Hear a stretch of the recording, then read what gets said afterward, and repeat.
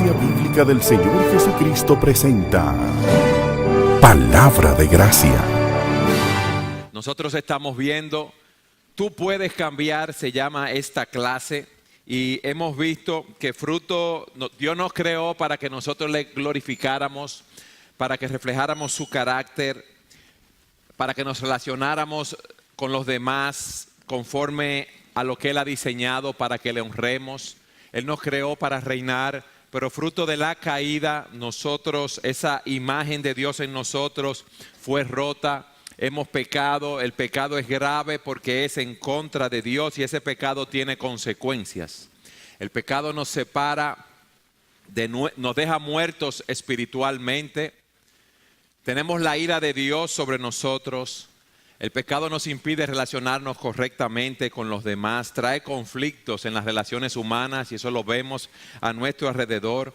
Y también el pecado nos pone en conflicto con la creación. En su origen la creación producía su fruto, el hombre la cuidaba. Luego del hombre haber pecado, vino la maldición sobre la tierra y es con el sudor de nuestra frente que nosotros tenemos que producir. La pregunta que nos hicimos en la primera clase era cómo ese diseño de Dios es restaurado en nuestras vidas. ¿Qué necesitamos los seres humanos para poder cambiar? Y el punto es que así como nosotros pecamos en Adán, nosotros somos recreados en Cristo, quien es la imagen de Dios. Y esa imagen que fue una vez desfigurada por el pecado es restaurada en Cristo.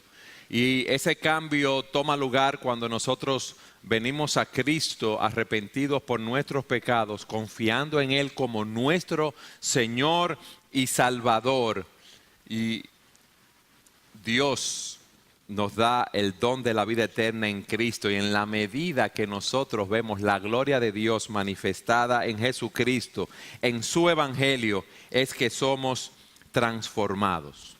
En la clase pasada vimos cómo el evangelio es la clave para el cambio.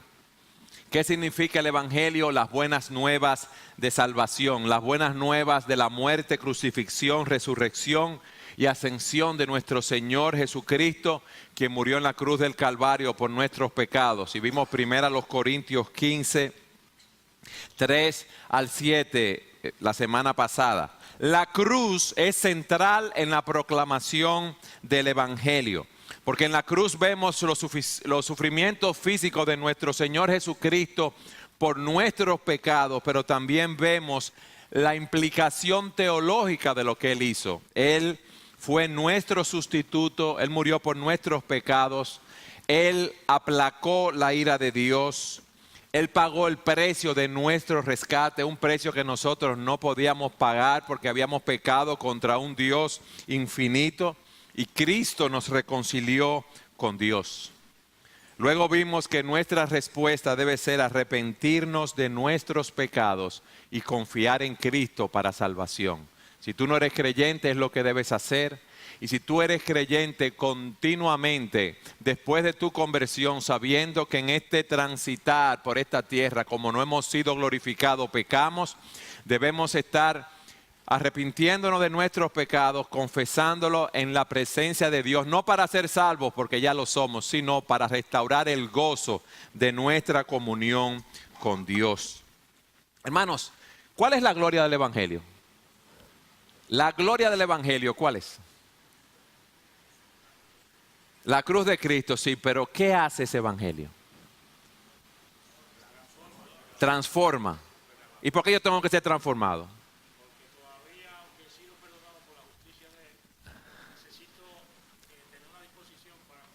Aunque he sido perdonado, su justicia me ha sido imputada. ¿Necesito qué, Pedro? El evangelio precisamente para yo poder vivir la vida que agrada. Para vivir la vida que agrada a Dios cuando soy creyente. Y cuando no soy creyente, ¿cuál es la gloria del evangelio? Ajá. Y yo tengo que ser transformado, ¿por qué? Porque tengo una necesidad. La gloria del evangelio es que provee para nuestra necesidad, viene a nosotros en nuestro pecado y comienza a deshacer lo que ha sido hecho mal en nuestras vidas y la imagen de Dios es restituida en nuestras vidas, es restaurada. Desde el momento de nuestra conversión, óigame bien, Dios empieza a crear en nosotros nuevas personas. Él empieza a recrearnos. El Pedro de antes ya no lo es. La doña Amada de antes ya no la es. De modo que si alguno está en Cristo, ¿qué es?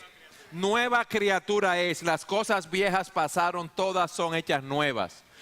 Primera de Pedro 1:3 dice el apóstol: bendito el Dios y Padre de nuestro Señor Jesucristo, que según su grande misericordia, ¿qué hizo? ¿Nos hizo qué? Renacer para una esperanza viva por la resurrección de Jesucristo de los muertos. ¿Qué ha pasado en nosotros? Que nosotros antes éramos de la familia ¿de quién? De Adán. Estábamos muertos en delitos y pecados. Íbamos camino a una condenación eterna. Hemos confiado en Cristo para salvación. ¿Y qué ha pasado? Somos ahora ciudadanos del reino, del cielo. Ese ADN que teníamos antes en la carne es cambiado por un ADN ¿cómo? ¿Cuál es la función principal de las moléculas de ADN? Ahí se almacena la información genética nuestra. Muchos lo comparan con un conjunto de planos para los seres humanos. Entonces, ese ADN que yo tenía de pecaminoso fue cambiado por un ADN ¿de qué? De santidad. Por eso, dice Primera de Juan, todo aquel que es nacido de Dios vive en pecado. ¿No es lo que dice? ¿Qué es lo que dice entonces? El que es nacido de Dios, ¿qué? Vence al mundo, no practica el pecado en este caso. Vence al mundo, está más adelante. Bien, entonces, ¿qué significa eso? Porque yo peco entonces y yo caigo, aún siendo creyente. ¿Cuál es el punto aquí? Ya no vivo en pecado, ya el pecado no reina en mí, ya no tiene ese poder, porque ya yo lo vencí en Cristo. Y eso es lo que me dice aquí. El que es nacido de Dios no practica el pecado. ¿Por qué? Porque la simiente de Dios permanece en él y no puede pecar porque es nacido de Dios. Como dice otra versión, ninguno que es nacido de Dios practica el pecado. Los que han nacido en la familia de Dios no se caracterizan por practicar el pecado. ¿Por qué? Porque la vida de Dios, la simiente de Dios está en nosotros, mi hermano. Y si no entendemos eso, no vamos a poder cambiar. Somos más que vencedores en Cristo, porque somos hijos de Dios, porque tenemos un nuevo ADN espiritual. En el mundo físico, conforme a nuestra genética, nosotros imitamos a nuestro Padre. ¿Y a quién era el Padre que imitábamos entonces en el mundo? Antes de convertirnos, al maligno, o a nuestro Padre, ¿verdad? Que vienen con una naturaleza pecaminosa. Pero ahora, ¿a quién imitamos? A Cristo. Y eso es lo que nos permite a nosotros cambiar. Cada día nosotros nos parecemos más a nuestro Padre Celestial en la medida que contemplamos la gloria de Cristo en el Evangelio. Amados, ahora somos hijos de Dios y aún no se ha manifestado lo que hemos de ser, pero sabemos que cuando Él se manifieste seremos semejantes a Él, porque le veremos tal como Él es. ¿Qué estamos viendo nosotros? El Evangelio, la clave para el cambio. ¿Qué vimos la semana pasada? Cristo murió por nuestros pecados. Eso es lo que dice primera a los Corintios. Ahora, yo quiero que veamos lo que dice en el versículo 4. Si me pueden poner primera a los Corintios 15. ¿Qué dice el versículo 4? Lo leo completo desde el 3. Primeramente os he enseñado lo que asimismo recibí, que Cristo murió por nuestros pecados conforme a las Escrituras. Esto lo vimos la semana pasada, vimos un ejemplo, cómo Cristo nos da un nuevo corazón, cómo nosotros cambiamos en Cristo, cómo Él nos da una nueva identidad. Y aquí nos dice que Él fue sepultado y que resucitó al tercer día. ¿Qué significa esto, hermanos? ¿Quién me lo dice? Está muy profundo eso, que Cristo resucitó. ¿Qué significa eso? Él se levantó de la tumba victorioso, hermanos. Cristo vive, eso es lo que nosotros tenemos que entender. Y porque Cristo vive, nosotros tenemos nuestra resurrección asegurada. La resurrección es el corazón de la fe cristiana, la piedra angular de nuestra fe. ¿Ustedes saben por qué? Porque la resurrección de Cristo es la validación de la verdad, es la doctrina que Él enseñó. Cristo se levantó de los muertos y aquí se nos dice, y Él apareció a Cefas, después a los 12, después apareció a más de 500 hermanos a la vez, de los cuales muchos viven aún y otros ya han muerto. Después apareció a Jacobo y después a todos los apóstoles. Los discípulos camino a Emaús vieron al Señor. En Hechos 1:3 se nos dice, en mi primer escrito, Teófilo, me refería a todas las cosas que Jesús hizo y enseñó desde el comienzo hasta el día que fue recibido arriba, después de haber dado mandamientos por el Espíritu Santo a los apóstoles que había escogido.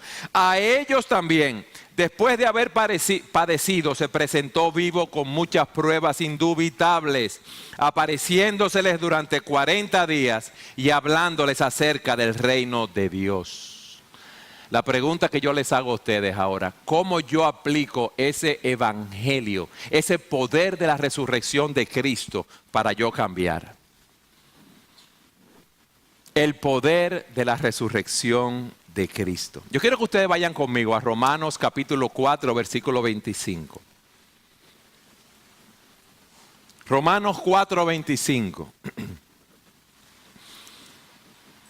Dice que Jesús fue entregado por nuestras transgresiones y resucitado para nuestra justificación. La resurrección del Señor Jesucristo asegura nuestra justificación. Al el Padre resucitarlo de la tumba, estaba aprobando la obra expiatoria que Cristo había realizado a nuestro favor. Y estaba diciendo que ya Él no tenía ninguna necesidad de estar muerto, porque no había ya que pagar más penalidad por el pecado y no había que llevar más la ira de Dios sobre sí. Ya no había más culpa que castigar, todo había quedado completamente pagado, que ya no había cuentas pendientes. He aprobado lo que tú has hecho. Es lo que el Señor le está diciendo, Dios el Padre al Hijo. Y si Cristo fue resucitado para nuestra justificación, nosotros hemos resucitado con Cristo, porque nosotros estamos unidos a Él.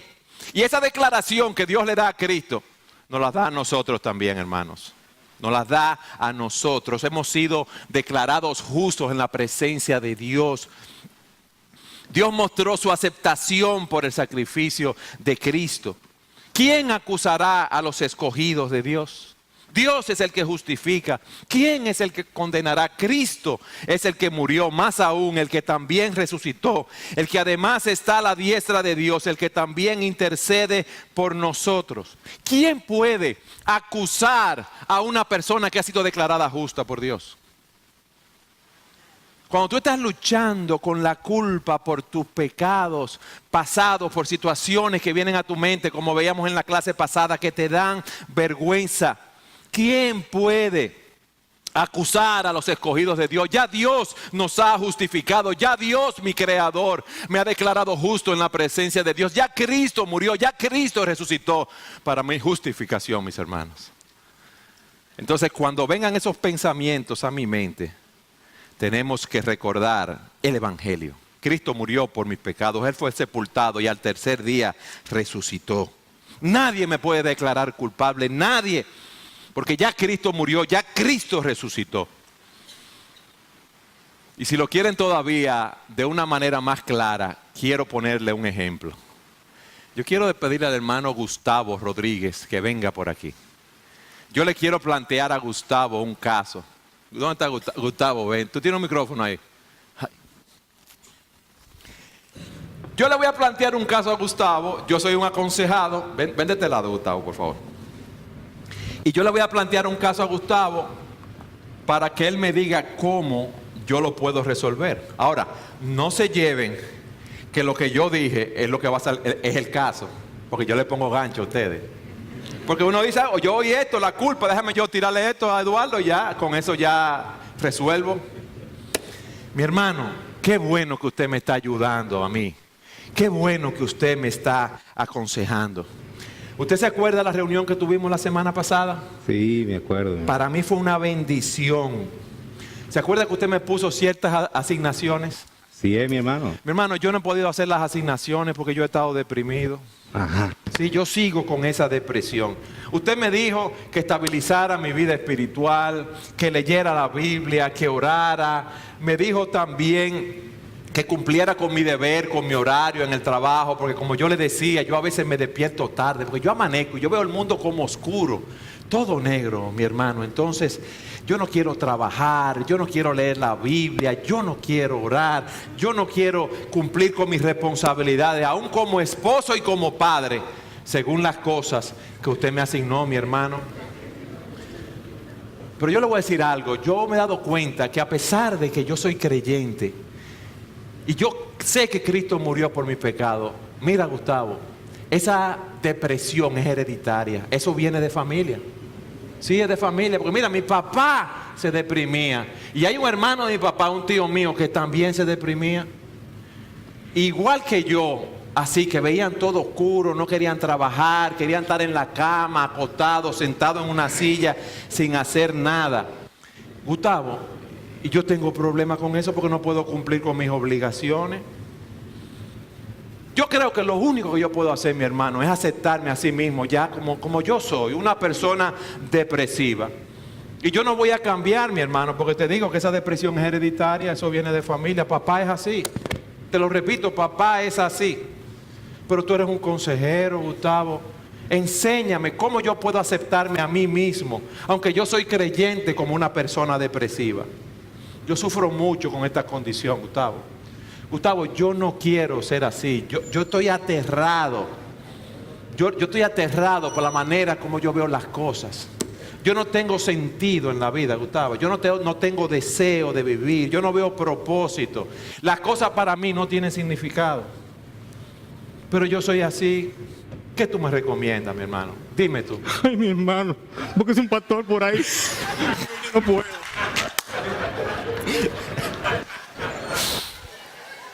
Gracias, mi hermano. Oye, yo quería alguna ayudita de parte tuya.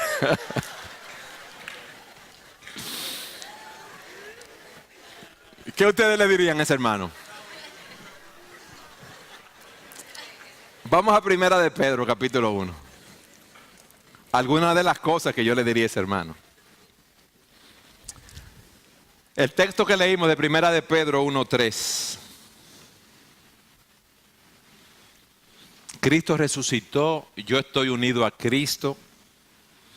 Yo tengo la seguridad de una nueva vida, de una nueva calidad de vida, de una vida de victoria. No cuando yo sea glorificado, óigame bien, aquí y ahora. Y eso es lo que yo quiero decirle a Gustavo. Bueno, que Gustavo me dijera a mí, porque yo era la persona entonces que tenía la depresión. Bendito el Dios y Padre de nuestro Señor Jesucristo, que según su grande misericordia nos hizo renacer, eso lo vimos, ¿verdad? Nos ha hecho nacer de nuevo, nos ha puesto la simiente espiritual en nosotros. ¿Para qué nos hizo renacer? ¿Para qué? Para una esperanza viva. ¿Y esa esperanza viva cómo viene? Por la resurrección de Jesucristo de los muertos. Dios nos ha hecho nacer de nuevo, nos ha dado una esperanza viva, personal, activa, una esperanza que forma parte de nosotros, una esperanza presente, una esperanza que nos capacita para andar en novedad de vida, donde tenemos victoria sobre el pecado. Miren lo que dice Romanos capítulo 6, versículo 4. Porque somos sepultados juntamente con Él para muerte por el bautismo, a fin de que como Cristo resucitó de los muertos por la gloria del Padre, así también nosotros sigamos en nuestros pecados. Así también para que nosotros sigamos en derrota, deprimidos, ansiosos, con ataques de pánico, dominados por las adicciones. Eso es lo que dice aquí. Para una vida nueva. Somos sepultados juntamente con Él para muerte por el bautismo, a fin de que como Cristo resucitó de los muertos por la gloria del Padre, así también nosotros andemos en vida nueva. Yo quiero que ustedes lo repitan después de mí. Así también nosotros andemos en vida nueva. Después de mí. Así también nosotros andemos en vida nueva. Repítamelo, por favor. ¿Y qué significa eso? Que en su resurrección Cristo tuvo para nosotros una vida como la suya. Eduardo, pero yo peco. Y si yo tengo la vida de Cristo, yo no debería pecar. ¿No es así? Bueno, yo tengo una nueva vida de resurrección, pero mi cuerpo sigue todavía sujeto a debilidad, a envejecimiento y muerte. Yo estaría, cuando yo sea glorificado en el cielo, allí yo no tendré más luchas. Pero el punto aquí es que en este cuerpo que tiene pecado remanente en él, ya Dios me ha dado en su espíritu el poder para yo vivir con ese nuevo poder de la resurrección. Y si Cristo venció la tumba, me ha dado, y ese poder que lo resucitó al de los muertos está en mí, yo puedo vencer el pecado en mi vida. ¿Y qué tú tienes que hacer? Predicarte el Evangelio y decirle eso a tu alma para que el Espíritu de Dios lo aplique y vivir conforme a lo que dice la palabra de Dios. En Romanos 6:11 dice, también ustedes considérense muertos al pecado, pero vivos para Dios en Cristo Jesús. ¿Y eso por qué? En virtud de la resurrección de Cristo y del poder de su resurrección dentro de nosotros.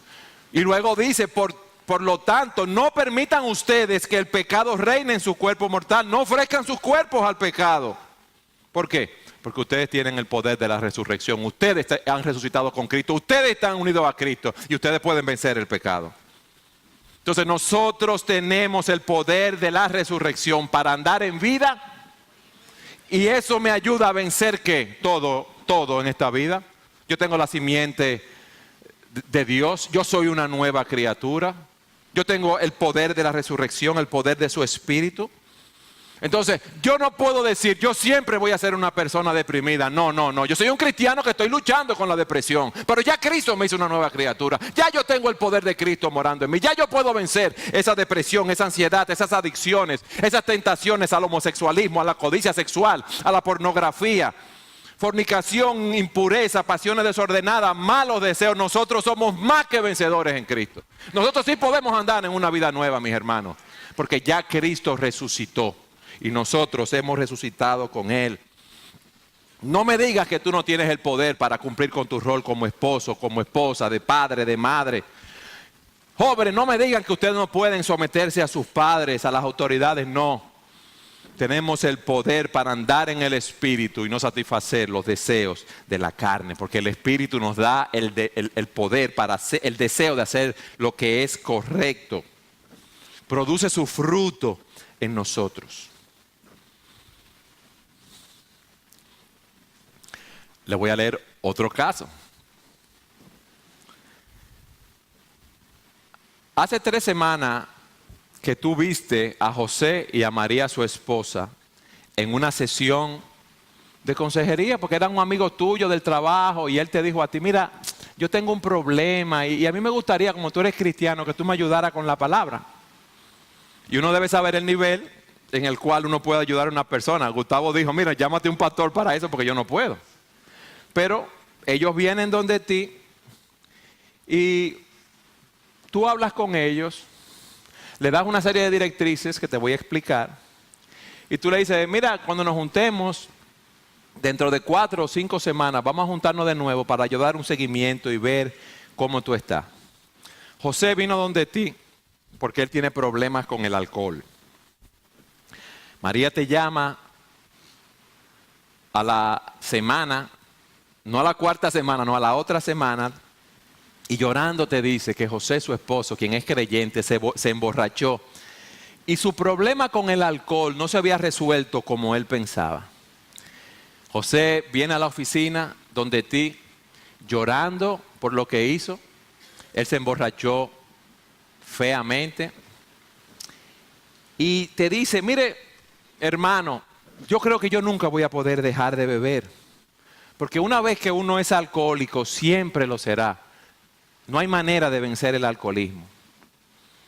Mi hermano, pastor, yo traté de alejarme de esos amigos que usted me dijo, porque las malas conversaciones corrompen las buenas costumbres, y de todos los lugares que podían ser una tentación para mí. Inclusive cuando iba a la casa, yo tenía 3 rutas diferentes para ni siquiera pasar por donde estaban los amigos. Ya sea una casa de un amigo jugando dominó, ya sea el colmadón donde él se paraba a beber cerveza con los amigos. Yo creo que yo no he podido vencer este vicio, esta adicción al alcohol, porque yo no amo a Dios lo suficiente. El pastor le pregunta, José, ¿y qué pasó que tú fuiste a beber y te emborrachaste? Mi hermano, fue que tuve una discusión con mi esposa por algo sencillo, algo del presupuesto de la casa. Nos disgustamos, yo salí de la casa airado, me fui a dar un paseo. Llamé a unos amigos que me habían invitado a jugar dominó y en casa de los amigos allí jugando dominó, hablando, bebí y me emborraché. Mi hermano, ¿qué yo puedo hacer? ¿Qué tú le dirías a esa persona? ¿Qué dicen los consejeros de IBCJ, señor? ¿Y qué pasó? ¿Qué tú le dirías a esa persona? ¿Cómo tú le aplicarías el evangelio?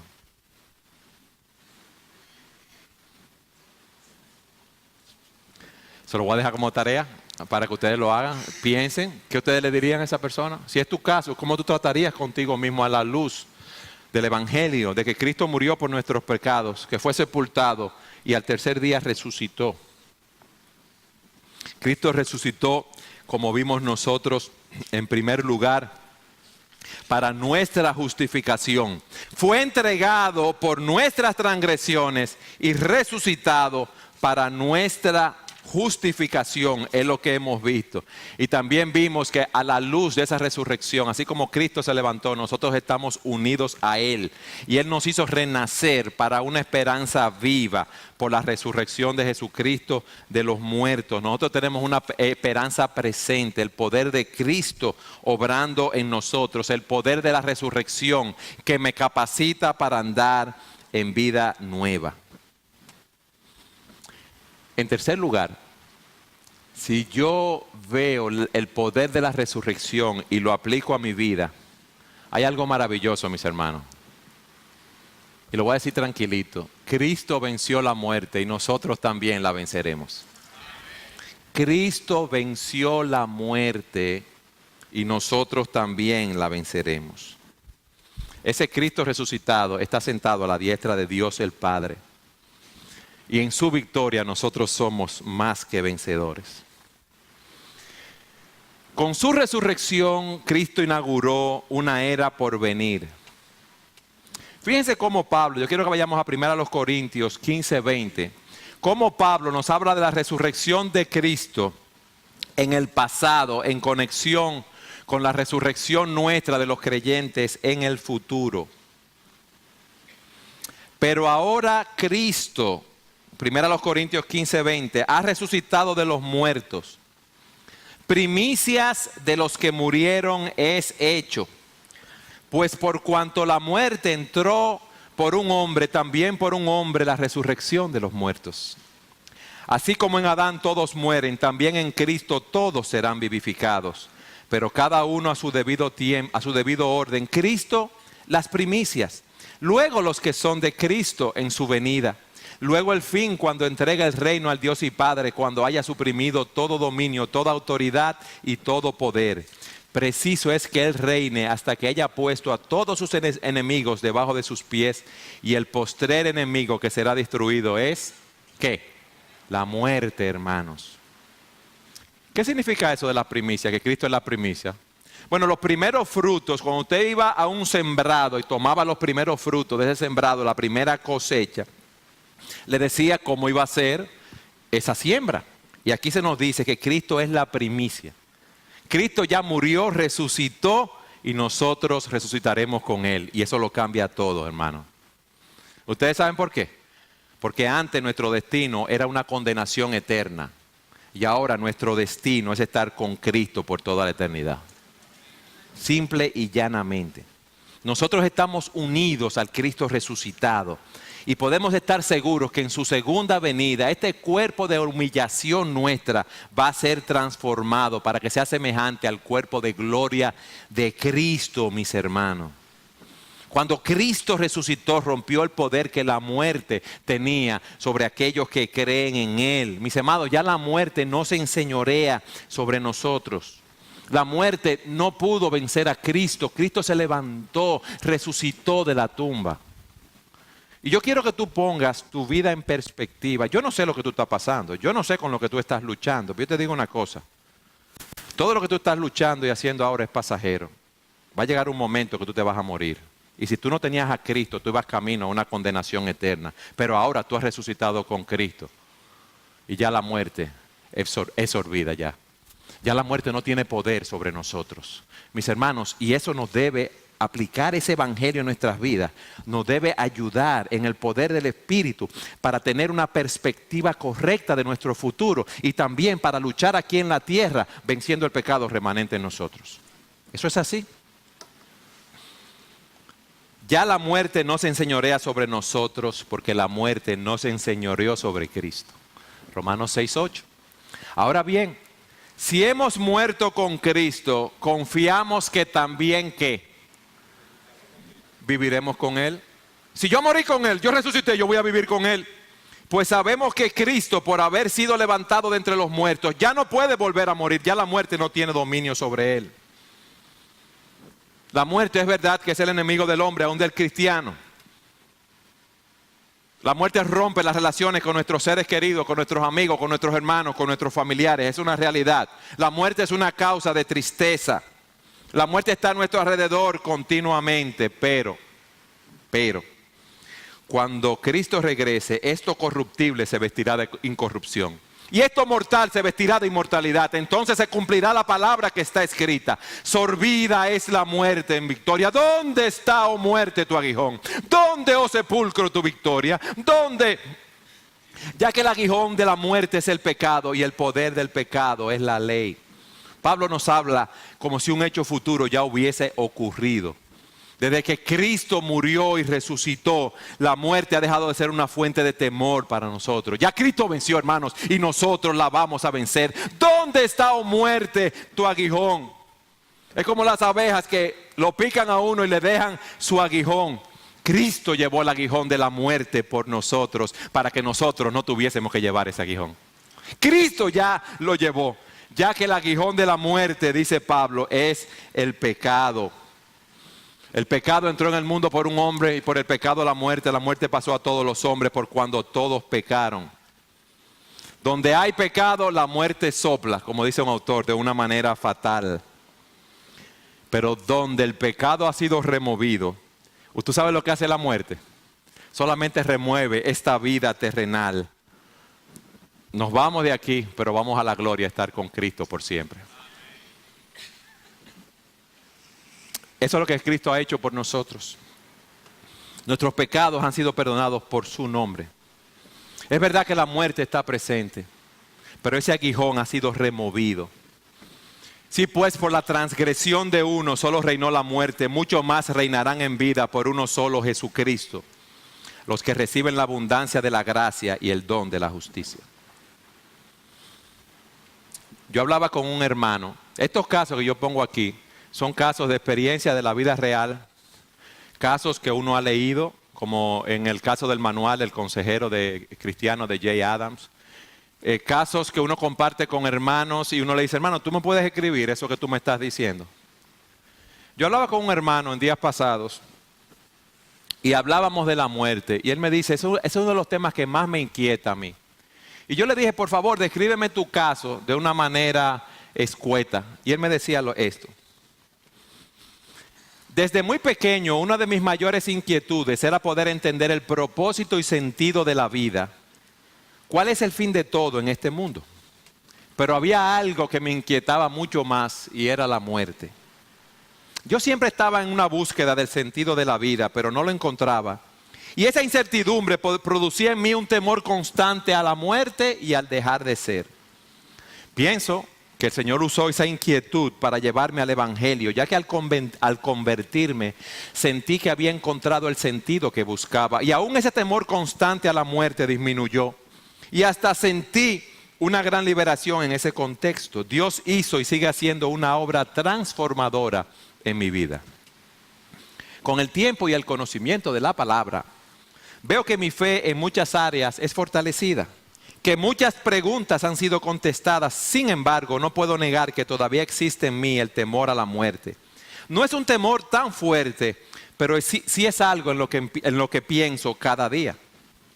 Sé de las promesas del Señor Y de todo lo que la palabra de Dios dice al respecto, y aún sé que es parte de nuestra naturaleza este temor a lo inesperado. Y sé también que Dios da la gracia cuando la necesitamos y que en muchas otras áreas y temores Dios ha obrado, pero no deja de preocuparme el hecho que teniendo tantos años esto esté presente, el temor a la muerte. Yo le pregunto a ustedes, ¿es incorrecto que un cristiano tenga esa inquietud? ¿Qué dirían los consejeros de IBCJ, la escuela de teólogos de aquí? Esto es una clase, ¿eh? ¿Es incorrecto que un creyente tenga esa inquietud? Nadie quiere decir que no para que no digan, oye, qué poco espiritual. Nadie tiene inquietud con la muerte aquí entonces. Consuelito. No es incorrecto del todo. Lo incorrecto es que llegue a preocuparnos tanto que dejemos de confiar en la promesa del Señor. La muerte es algo desconocido y lo traemos en la carne desde que nacemos. En otras palabras, podemos pensar en eso, pero es incorrecto que nos preocupemos en exceso porque nosotros somos hijos de Dios. Y muchas veces lo que tú estás diciendo no tiene preguntas y cuestionamientos. Pero la respuesta a esa pregunta yo la veo en el Evangelio. Cristo resucitó, yo voy a resucitar con Él. Él venció la muerte, yo la voy a vencer. Yo no sé si ustedes ven cómo nosotros debemos hablarle a nuestras almas. Nosotros continuamente estamos en un diálogo con nuestras almas, un diálogo interno. A ustedes no le han dicho, oye, pero tú estás loco, que tú estás hablando solo. A mí me pasa que mi esposa me agarra hablando solo y hablándole a mi alma. Es con un diálogo interno. Son dudas, temores, depresiones, ansiedades. Y uno le vive contestando. Entonces yo tengo que contestarle con el Evangelio, con la verdad de la palabra de Dios, a esas preguntas para obtener la victoria, porque ya la victoria ha sido asegurada. Margarita Amelia.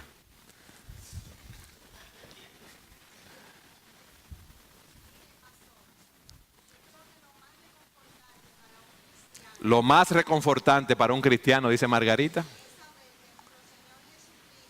es saber que nuestro Señor Jesucristo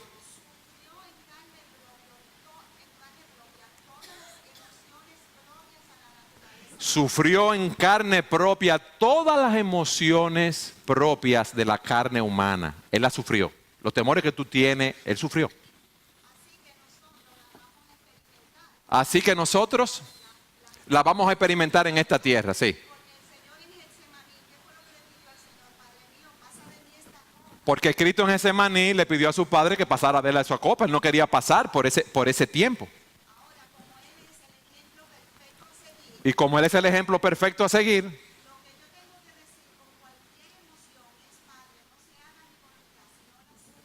lo que yo tengo que decir es, Padre, no se haga mi voluntad, sino la tuya.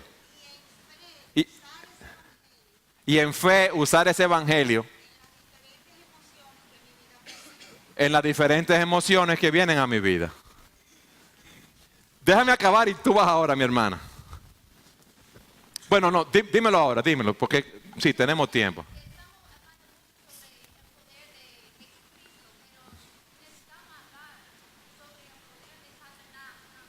Sí, pero ahora estamos viendo el Evangelio. Fíjense lo que pasa. Aquí lo que estamos viendo, escúchame que te interrumpe. Cuando usted es un cajero, a mí me dicen, yo nunca he sido cajero, que usted va a un banco. Ellos le enseñan a identificar los billetes, los de 100 pesos que lo falsifican. Ellos le enseñan a identificar el billete real. El papel del billete real, cómo está hecho, lo que tiene. Si yo conozco el Evangelio y conozco el poder que tengo en Cristo, puedo conocer todo lo otro. Pero yo primero tengo que conocer que yo soy un pecador, que en Cristo hay perdón de pecado, que la imagen de Dios es restaurada y que si yo aplico el Evangelio de Cristo, ya yo soy más que vencedor. ¿Me explico? Esas situaciones, claro que sí, mi hermana. Tenemos que ver el poder del maligno, tenemos que ver las luchas que tenemos con el pecado remanente en nosotros. Tenemos que ver todas esas cosas, pero ahora en esta primera etapa lo que estamos poniendo es la zapata. ¿Me explico? Viendo esa parte. ¿Algo más que usted no quiera decir, hermana? Bien, gracias. Muchas gracias por su participación. Marco, ¿cuál es el apellido de ellos en español? Gear. Dímelo en inglés, Marco, ahora. ¿Cómo es el apellido? Marco no se lo sabe de ninguna manera. Hermano, me quedan 5 minutos. Yo sé que hay preguntas. Yo sé que la participación. Esa inquietud que plantea este hermano, ¿le sucede a muchos de nosotros? Sí, nos sucede. La pregunta es, ¿cómo yo puedo lidiar con esos pensamientos? apropiándome de las verdades del Evangelio de Jesucristo. Yo no sé si ustedes recuerdan que al principio dimos una cita del pastor Tim Keller, donde él decía que el Evangelio es a través del Evangelio, lo voy a leer. El Evangelio no es la doctrina mínima necesaria para entrar en el reino, sino que es el camino que tenemos para progresar en el reino. Nosotros no somos justificados por el Evangelio y luego santificados por nuestra obediencia, sino que el Evangelio es el camino para nosotros creer, crecer y ser renovados. Es la solución para cada problema, la llave que abre cada puerta que está cerrada, el poder para vencer cualquier barrera. ¿Cuál es? El Evangelio de Jesucristo. Y hasta aquí, ¿qué hemos visto? ¿Qué hemos visto, hermanos, aquí? Que Cristo, ¿Cristo qué? Murió por el justo por los injustos para llevarnos. Fue sepultado. ¿Y qué pasó al tercer día? Y el hecho de que Cristo resucitara, ¿qué poder tiene esa resurrección para yo aplicarlo a mi vida y cambiar? Él fue entregado por nuestras transgresiones y resucitado para nuestra justificación. ¿Y qué más? Ajá, para darnos vida. Pedro, lo bueno que me gusta de Pedro, que Pedro una vez empieza a tirar las respuestas ahí. ¿Qué pasó? Yo estoy unido a Cristo. ¿Y eso qué hace entonces? El hecho de yo estar unido a Cristo. Para yo cambiar aquí ahora. Yo tengo una esperanza viva, mis hermanos. Yo tengo el poder de la resurrección para yo andar en una vida nueva. Yo le puedo decir no a la depresión, a la ansiedad. Yo puedo luchar y yo tengo la victoria asegurada. Yo tengo que apropiarme del Evangelio. Es lo que tengo que hacer. ¿Y qué vimos en último lugar? Que Cristo venció ¿qué? Y nosotros la venceremos. Ese enemigo ya no tiene esa ponzoña. Nosotros cerramos los ojos aquí y lo abrimos en la presencia del Señor. Y disfrutamos de Él para siempre. Allí, toda lágrima de nuestros ojos, toda lágrima de nuestros ojos, ¿quién la va a enjugar? Cristo. A Él sea la gloria. Tú puedes cambiar, sí. Si tú te apropias de las verdades del Evangelio en tu vida. ¿Qué hemos visto? Cristo murió por nuestros pecados. Resucitó al tercer día. La próxima semana vamos a ver cómo el hecho de que Él ascendiera a los cielos, yo lo puedo utilizar para yo cambiar y seguir adelante, corriendo la carrera que tenemos por delante, puesto los ojos en Jesús, el autor y consumador de nuestra vida.